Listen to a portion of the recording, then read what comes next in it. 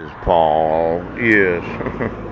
I kept this little jar in my backpack. It was empty, but the guy that I'm helping out with the renovation of the house that we're staying at, yes, he happened to have gotten some instant coffee. Oh, but I don't have any money, so I couldn't afford to buy my own coffee. Yes.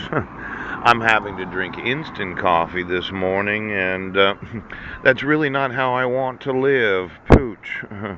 Now let's see here. I inform you of the crime of child abduction. Yes.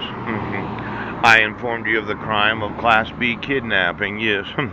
And then yesterday I was looking at some of the other divorces that my wife had had, and you didn't contempt of court those divorces. Pooch. And then she files for a motion to have a default dissolution of marriage using the wrong name and quite possibly the wrong handwriting. Coach, and you have no problem with that. Now, I'm drinking instant coffee this morning because you don't want to enforce the laws of the United States. And your thought was, well, as long as nobody arrests us, we're not going to go to prison and we don't have to enforce the civil rights of American citizens. When you look at the actual individuals that are employed in the independent agencies of the United States of America, yes, I'd like to know who they are. So I know it's different than working for a department, okay? I'm sure that you feel like a stepchild to the actual government of the United States Securities and Exchange Commission. I emailed them because they have an obligation to support and defend the Constitution of the United States. When they started these different independent agencies of the United States federal government, yes. They have a very special place in the government because they are not a department of the federal government. They're somebody that got started because of a special need of the United States during the various administrations of those that have been elected president.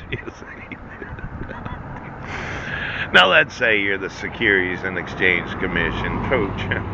You know that my rights are being violated, that my sons are being held hostage, that I'm being obstructed from being employed because no one will reverse their decision when they didn't give me actual notice of court hearings and they could have contacted me at any time.